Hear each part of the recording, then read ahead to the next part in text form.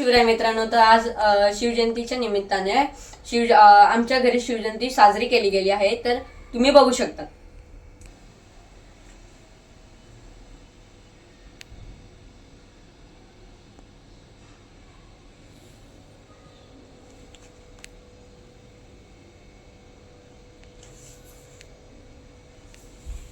हा, तर तुम्ही बघू शकता आम्ही कशी शिवजयंती साजरी केली आहे.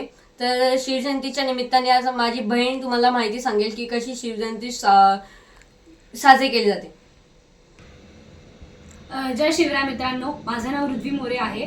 तर आम्ही अथर्व माझ्या भावाने ह्या ब्लॉगमध्ये दाखवलंच असेल की आम्ही शिवजयंती साजरी केली गेली आहे. शिवजयंती साजरी केली गेलेली आहे. आम्ही हे 6 वर्षापासून करत आहोत. माझ्या आईने याचं महत्त्व सांगितलं आम्हाला, तेव्हापासून आम्ही न चुकता आम्ही हे करत आहोत. आणि शिवजयंती कधी न विसरता आम्ही हे सगळं करत आहोत. तर शिवजयंती का साजरी केली पाहिजे हे मी तुम्हाला त्याचं कारण सांगत आहे. तर 1630 रोजी शिवाजी महाराजांचा जन्म झाला शिवनेरी किल्ल्यावरती.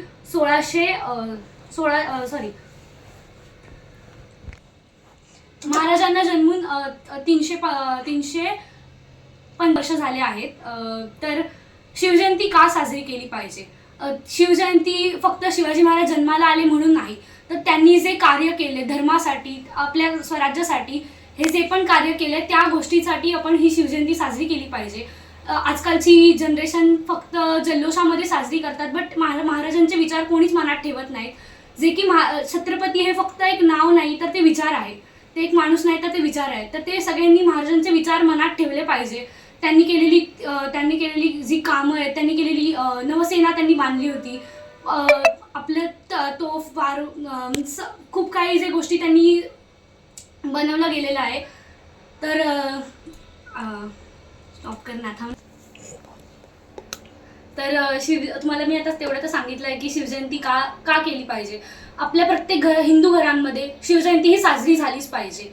आणि आपल्या देशभरात महाराज काय होते हे कळलंच पाहिजे. आत्ताच्या येणाऱ्या पिढीला किंवा पुढच्या येणाऱ्या पिढीला हे कळलंच पाहिजे. त्यांचं महत्त्व काय आहे, त्यांचं बलिदान किंवा त्यांनी जे केलं आपल्या राज्यासाठी, आपल्या धर्मासाठी. त्यांनी सगळे लढाई ते जिंकत आलेले आहेत आजवरच्या. त्यांनी वेगवेगळ्या जिंकण्यासाठी वेगवेगळे गोरिला टॅक्टिक्स काढले. प्लस कशी एक राज्य चालवायचं हे त्यांनी सगळं सांगितलं गेलेलं आहे. तुम्ही आजकाल सिरियल वगैरे पाहतच असाल, तर त्यामध्ये तुम्हाला कळतच असेल.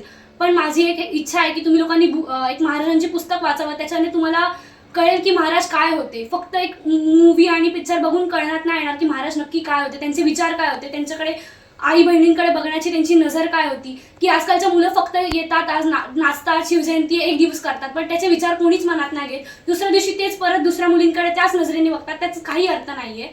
तर आपल्याला आपल्या राजांबद्दल मनातून सगळ्यांना वाटतं, बट ते फक्त मनामध्ये नाही, आचरणात विचारणात तुम्ही आणलं पाहिजे. हे सगळ्यात मोठी गोष्ट आहे.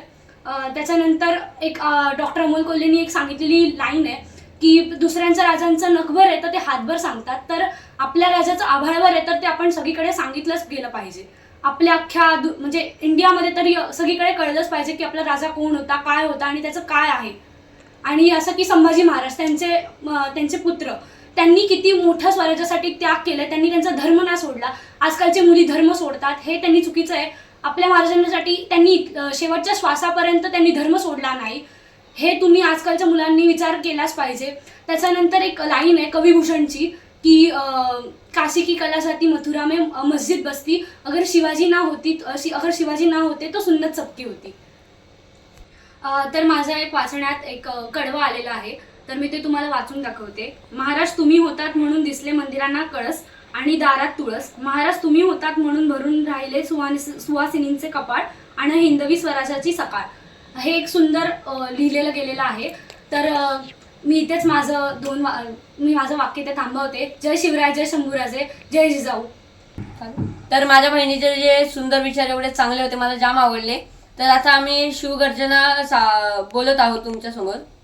आस्ते कदम, आस्ते कदम, महाराज गणपती गजश्वपती भूपती प्रजापती सुवर्ण रत्न श्रीपती अष्टप्रधान जागृत अष्टप्रधान वेशित न्यायालंकार मंडित शास्त्रात शास्त्र पारंगत राजनीती धुरंधर प्रौढ प्रताप पुरंदर क्षत्रिय कुलावतंस सिंहासनाधीश्वर श्री श्री श्री छत्रपती शिवाजी महाराज की जय. छत्रपती संभाजी महाराज की जय. जय